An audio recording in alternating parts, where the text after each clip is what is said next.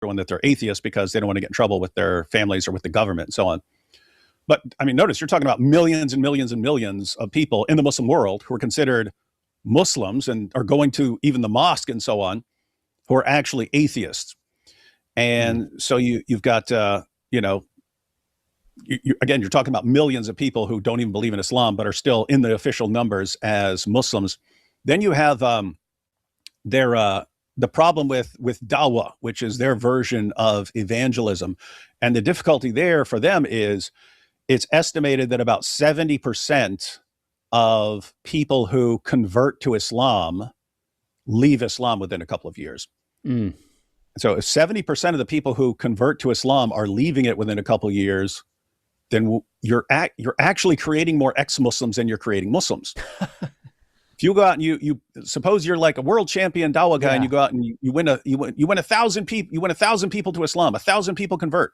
Well, studies show that 700 of those people are going to leave Islam. So you didn't just make 1,000 Muslims, you made 700 ex-Muslims now. And so it's like that's a losing strategy. You're creating more ex-Muslims than you create Muslims. And so these are the things that are going on. And what Muslims have been able to put their confidence in for the past couple decades is that they had the highest birth rates. That was kind of the only light at the end of the tunnel for them. Yeah. Because they weren't gaining ground by conversions. They had people converting, but they had at least as many people leaving Islam. But you had this issue that they did have the highest birth rates. And so you go back to the original Pew Research study that called Islam the fastest growing religion, which they all ran with, and they regarded this as proof. They just looked at like the title. They didn't look at what's actually in there. But as, hey, Islam is the fastest growing religion, it must be true. And they actually use this as one of their most popular arguments. If Islam weren't true, why would it be the world's fastest growing religion?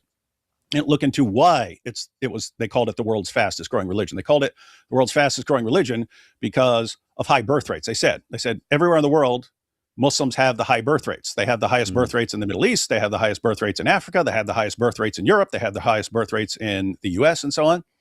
And so the idea was, well, if Muslims have the highest birth rates, then it's just kind of a matter of time.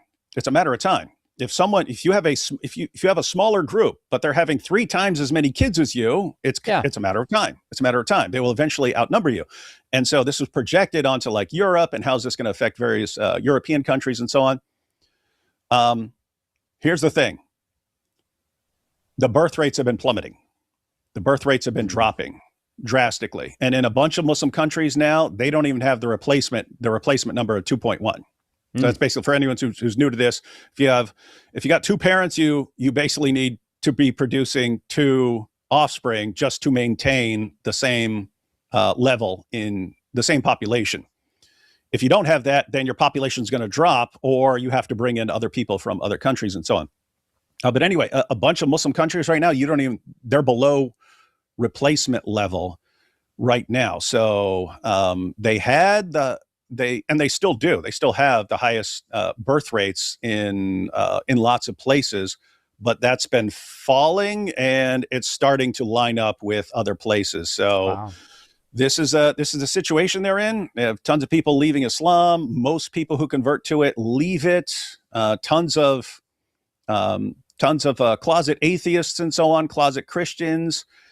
And the only hope they had was in their high birth rates, and their birth rates have been dropping now. And so Muslims are kind of in panic mode. They won't acknowledge that, but we've got the videos of them. So in their videos that are made for the public, they'll say Islam's going to take over the world. It's the fastest growing religion. Behind the scenes at their meetings, they're in panic mode. It's like, what do we do here? They're the ones who started calling it the avalanche of apostasy. It's like, we're facing an avalanche here, and it's only going to get worse. And how are we ever going to recover? And so, yeah, Islam has some serious problems right now. Very helpful answer, David. And man, I got a ton more questions for you on each one of these, but this was fun. To my viewers and listeners, if there's an angle you think, it'd be interesting for you and David to go that direction, let us know, comment, and we'll have him back in due time to do it. Before you go, make sure you hit subscribe. We're going to be covering Islam as one of the topics we cover here, certainly again in the future, so you won't want to miss it. And check out David Wood's work. You said, as far as apologists, you, God Logic, Inspiring Philosophy, who are one or two of the others you'd recommend that my audience follow? On the Islamic Dilemma, Chris from Speaker's Corner. So type in Chris Speaker's Corner. He's been putting out tons of stuff, and he's got a book coming out on the Islamic Dilemma after everyone spent an entire year going through the Quran verse by verse. Good. He put together a book on that. That's coming out. Jai and DOC have awesome stuff. No, this is kind of, we're entering the golden age. This is the golden age of Christian apologetics dealing with Islam. So these are actually really good times, but plenty of people out there to follow. Love it. Thanks, my friend. We'll do it again. All right.